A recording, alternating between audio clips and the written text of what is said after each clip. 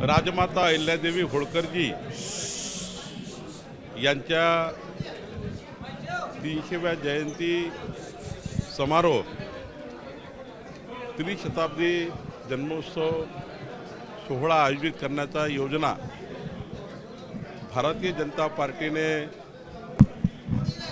सर्व बूथपर्यंत, सर्व मंडळापर्यंत, सर्व जिल्ह्यापर्यंत करण्याकरता आणि नेमक्या कुठल्या पद्धतीने कार्यक्रम आयोजित करायचे, आमचे जे सर्व आघाड्या प्रकोष्ठ मोर्चे आहेत, भारतीय जनता पार्टीची टीम आहे, या टीमनी अहिल्यादेवी होळकरांच्या कार्यक्रमाच्या माध्यमातून कसं त्या ठिकाणी समाजाला आदर्श समाज निर्माण करण्याकरता, आदर्श समाजाची निर्मिती करण्याकरता, आदर्श समाज घडवण्याकरता अहिल्यादेवी होळकरांच्या जीवनचरित्राला समाजाच्या शेवटच्या व्यक्तीपर्यंत पोहोचवण्याची योजना आजच्या कार्यशाळेमध्ये तयार झाली आहे.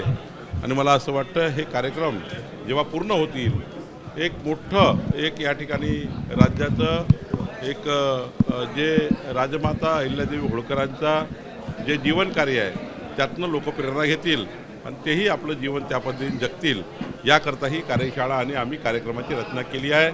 सोबतच या राज्यामध्ये 1200च्या वर तिरंगा यात्रा तालुका स्तरावर, जिल्हा स्तरावर, मंडळ स्तरावर, विधानसभा स्तरावर आम्ही आयोजित करणार आहोत.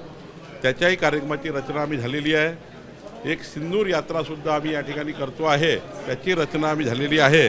निश्चितपणे या राज्यातल्या प्रत्येक व्यक्तींना, प्रत्येक नागरिकांना तिरंगा यात्रेमध्ये आणि प्रत्येक नागरिकांना अहिल्यादेवी होळकरजी यांच्या त्रिशताब्दी महोत्सवामध्ये आम्ही जनतेला सोबत घेतो आहे. सर, निवडणूक आयोगाने राज्य आदेश दिलेले आहे. आता स्थानिक स्वराज्य संस्थेच्या निवडणुकीसंदर्भात फेर दबाव रचना करण्याचे आदेश आहेत. राज्य सरकार तयार आहे का पूर्णपणे? यापूर्वीच आमचे मुख्यमंत्री देवेंद्र फडणवीसजी, माननीय एकनाथ शिंदेजी, माननीय अजितदादा पवारजी, आम्ही सर्वांनीच यापूर्वीच सांगितलं आहे की ज्या दिवशी राज्य निवडणूक आयोग राज्य सरकारला जे सहकार्य मागेल ते सहकार्य राज्य सरकार प्राधान्याने राज्य निवडणूक आयोगाला उपलब्ध करून देईल. मला वाटतं की आमच्या मुख्यमंत्र्यांनी देवेंद्रजींनी ऑलरेडी याच्यापूर्वीच राज्य निवडणूक आयोगाला सांगितलेलं आहे. सर, मराठा आरक्षणाच्या विरोधात ज्या याचिका आहेत त्या तात्काळ निकाली काढा असे सरन्यायाधीशाने आदेश दिले. नाही, चांगलंच आहे असे आदेश आले आहेत, कारण शेवटी मराठा आरक्षणाचे अत्यंत महत्त्वाचा प्रश्न आणि त्या दृष्टीचा प्रयत्न माननीय देवेंद्रजींनी तेव्हाही मुख्यमंत्री असताना, आताही मुख्यमंत्री असताना केलेला आहे. निश्चितपणे जो काही सरकारकडनं जे काही योग्य सबमिशन हे कोर्टासमोर द्यावं लागतं ते देण्याचं आमचं सरकार नेहमीच प्रयत्नशील आणि आम्ही नेहमीच दिलेलं आहे. जे काही कोर्ट आम्हाला मराठा आरक्षणाबद्दल ज्या बाबी, जे पुरावे किंवा जे काही समितीचे रिपोर्ट मागेल ते राज्य सरकार कोर्टासमोर सादर करेल. 20 लाख घरांसंदर्भात जो रॉयल्टीचा इश्यू आहे वाळूचा, बऱ्याच तक्रारी येत आहे घरकुलासाठी वाळू देण्यासंदर्भात. तहसीलदारांसंदर्भात सुद्धा तक्रारी आहेत. आपला विभाग आहे काय आदेश दिले? काल स्पष्टपणे 30 एप्रिल 2025ला जो आम्ही शासन निर्णय घेतला आहे, माननीय मुख्यमंत्र्यांनी आश्वासन दिलं होतं राज्याच्या जनतेला की जे रमाई आंबेडकर योजना असतील, शबरी योजना असतील, मोदी आवास योजना असेल, प्रधानमंत्री आवास योजना असेल, या योजनामध्ये राज्यामध्ये 30 लक्षच्या वर घरकुलाचं बांधकाम राज्यामध्ये सुरू आहे. या घरकुलांना रेती मिळत नव्हती म्हणून बांधकाम थांबले होते. आता राज्य सरकारने तहसीलदारला नोडल अधिकारी करून घरपोच 5 ब्रासची रॉयल्टीची जी त्यांना पास लागतं ती पास आता घरपोच आम्ही नेऊन देणार आहोत आमच्या सर्व घरकुल ज्यांना मिळालं त्यांना. आणि त्यांना महिनाभराच्या आत ती रेती उचलायची आहे आणि जवळच्या घाटातनं त्यांना परवानगी देणार आहोत. आणि त्यामुळे 15 दिवसामध्ये ज्या तहसीलदारनी, ज्या BDOनी यासंबंधी रॉयल्टी पास घरकुल धारकाच्या घरी दिली नाही त्यांच्यावर आम्ही कारवाई करणार आहोत, या सूचना दिलेल्या आहेत.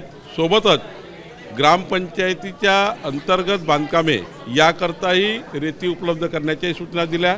यासोबतच स्थानिक जे घर आहेत, घरकुल सोडून जे त्या ठिकाणी सर्वसाधारण जनतेला घरं बांधायची आहेत त्यांनासुद्धा रेती देण्याचा निर्णय, फक्त त्यावर रॉयल्टी लागणार आहे घरकुलांना कुठलंही स्वामित्व लागणार नाही, ती मोफत पास दिली जाणार आहे.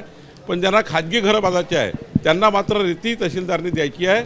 मात्र 660 रुपये प्रति ब्रास घेऊन द्यायची आहे आणि स्थानिक बांधकामाला सुद्धा रीती उपलब्ध करून द्यायची आहे. तहसीलदारला नोडल अधिकारी आहे त्यांनीच द्यायची आहे, त्यांनीच या योजनेला पुढे न्यायचं आहे. आज एकनाथ खडसेंनी तुमची भेट घेतलेली आहे, काय नेमकं प्रामुख्याने कारण? माननीय एकनाथराव खडसे साहेब माझ्याकडे आले होते. त्यांनी विधान परिषदेमध्ये मी जे आश्वासन दिलं की जळगावमधल्या रस्त्याच्या भूसंपादनामध्ये जे शेतकऱ्यांना कमी मोबदला मिळाला तो मोबदला NHAIनी नॅशनल हायवेने वाढवून द्यावा. माननीय गडकरी साहेबांकडे तो प्रस्ताव मी पाठवलेला आहे. माननीय गडकरी साहेब त्यावर योग्य निर्णय करतील. शेवटी नॅशनल हायवे असल्यामुळं NHAIचा रस्ता असल्यामुळं त्यावर केंद्र सरकारकडून निर्णय अपेक्षित आहे. डोनाल्ड ट्रम्प यांना कुठेतरी कुलदैवत मानावं फडणवीसांचं, असं संजय राऊत म्हणतात. नाही, संजय राऊतांचं जे बुद्धी आहे ना ती मागेच सांगितलं. आता त्यावर काही झालं जास्त उचित नाही आहे.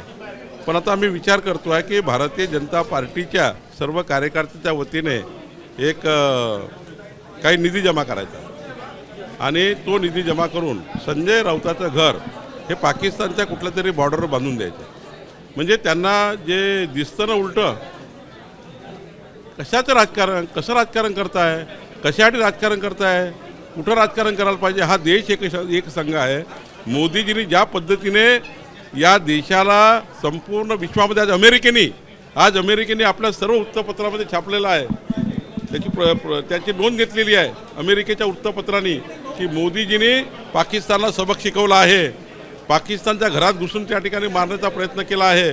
मोदीजींनी आज बघा, तुम्ही आज सर्व अमेरिकेचे आर्टिकल्स बघा. खऱ्या अर्थाने काय संजय राऊत सांगतात. आणि त्यामुळं ते उलट्या डोक्याचे आहेत, उलट्या विचाराचे आहेत. त्यांनी तिकडं त्याच्या जे तिथे दहशतवादी एरियात त्यांचं घर बांधून देणं आवश्यक आहे. तिरंगा रॅलीमध्ये मुख्यमंत्री असेल, भाजप असेल किंवा मग शिवसेना असेल की आपल्याला नाही, एकनाथ शिंदे साहेबांनी आपल्या सर्व शिवसैनिकांना आदेश दिला आहे. माननीय अजितदादांनी आपल्या पक्षाला सांगितलं आहे आणि सर्वच आम्ही या ठिकाणी तिरंगा यात्रेमध्ये सहभागी आहोत. म्हणजे अजित पवारांकडनं पण तिरंगा रॅली काढण्यात येते? हो, त्यांनाही सुनील तटकरे साहेबांशी माझं बोलणं झाला. त्यांनी सांगितलं की मोठ्या प्रमाणात तिरंगा यात्रा ते काढणार. एकनाथ शिंदे साहेबांचा सुद्धा बोलणं झाला. तेही आपल्या कार्यकर्त्यासोबत त्यांनी VC घेतलेली आहे. सर्वच तिरंगा यात्रा काही राजकीय नाही आहे. ही तिरंगा यात्रा देशाच्या सैनिकांचं मनोबल, यानंतर पाकिस्तानने गडबड केली तर संपूर्ण 140 करोड भारतीय हे सैनिकाच्या मागे उभे आहे. हा जे प्रोत्साहन तयार करण्याकरता, आनंद तयार करण्याकरता, ऊर्जा तयार करण्याकरता तिरंगा यात्रा आहे. सर, सिंदूर यात्रेचं स्वरूप नेमकं काय असणार आहे, नियोजन? त्याची योजना आम्ही तयार केली आहे. आमच्या चित्राताई वाघ त्यांच्या प्रमुख आहे, ते आपल्याला संपूर्ण ब्रीफ करतील. आज भारतीय जनता पार्टी महाराष्ट्र में एक कार्यशाला हुई है.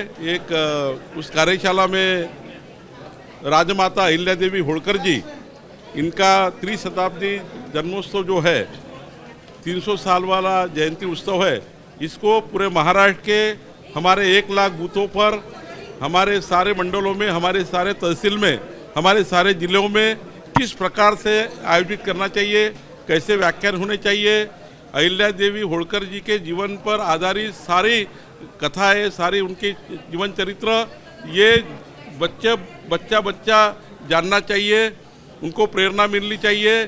और पूरी हमारी बहनें, हमारे भाई उस प्रेरणा को लेकर नए महाराष्ट्र के लिए, विकसित महाराष्ट्र के लिए, विकसित भारत के लिए उनका जो महत्वपूर्ण योगदान है जनता का, वो अहिल्या देवी होळकर जी की प्रेरणा लेकर दे. ऐसा एक अच्छी कार्यशाला हमने ली है. हमारे भारतीय जनता पार्टी ने निर्णय लिया है कि महाराष्ट्र में 1 लाख बूथों पर 1 लाख बूथों पर कार्यक्रम होंगे. साथ में हमने निर्णय लिया है कि महाराष्ट्र में 1250 के ऊपर मंडलों में तिरंगा यात्रा होगी. 80 से 90 जगह जिला स्तरीय जगह पर तिरंगा यात्रा होगी. सारे विधानसभा में तिरंगा यात्रा होगी. और ये यात्रा हमारे सारे पालक मंत्री, हमारे सारे पार्टी के पदाधिकारी, एकनाथ जी ने भी कहा है कि उनके पार्टी के पदाधिकारी, अजित दादा ने भी कहा है, सुनील तटकरे जी ने, उनके पार्टी के पदाधिकारी यात्राएं निकालेंगे. और हमारे सैनिकों ने, माननीय मोदी जी ने जिस प्रकार से पाकिस्तान के घर में घुसकर मारा, अगर इसके बाद इस प्रकार की हरकत कोई करता है देश के साथ, तो पूरे सैनिकों के साथ भारत देश खड़ा है. ये ये ताकत भारत देश की सैनिकों के पीछे खड़ी करना है। इसलिए तिरंगा यात्रा भी एक महत्वपूर्ण यात्रा है। पूरा देश सैनिकों के साथ खड़ा है, पूरा देश मोदी जी के साथ खड़ा है। ये यात्रा का महत्व है। मुझे लगता है बहुत सारी तिरंगा यात्रा निकलेगी और ये तिरंगा यात्रा पूरे घर घर तक तिरंगा झंडे लेकर सभी वर्ग के, सभी समाज के, सभी धर्म के लोग इस तिरंगा यात्रा में आएंगे, ऐसा हमने योजना बनाई है। सिंदूर यात्रा में निकलेंगी, उसका हमारी चित्राताई उसका आपको ब्रीफ करेगी।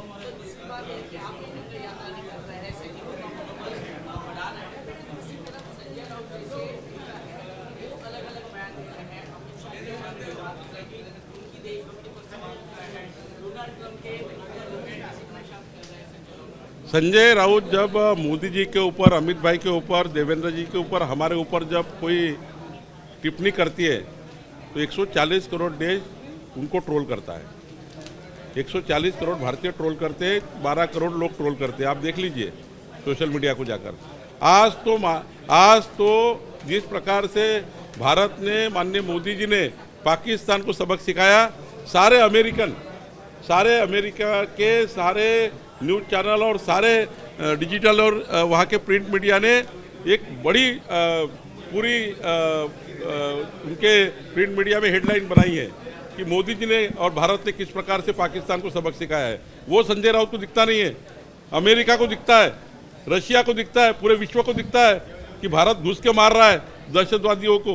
तो इस प्रकार से भारत देश, हमारे सैनिक, हमारे प्रधानमंत्री इस प्रकार से हमारे देश को बचा रहे, और ये संजय राउत इस प्रकार से टिप्पणी करके एक प्रकार के दहशतवादियों का एक समर्थन करने का प्रयास कर रहे हैं। मुझे लगता है ऐसे संजय राउत का घर वो दहशतवादी के घर के बाजू बनाना चाहिए।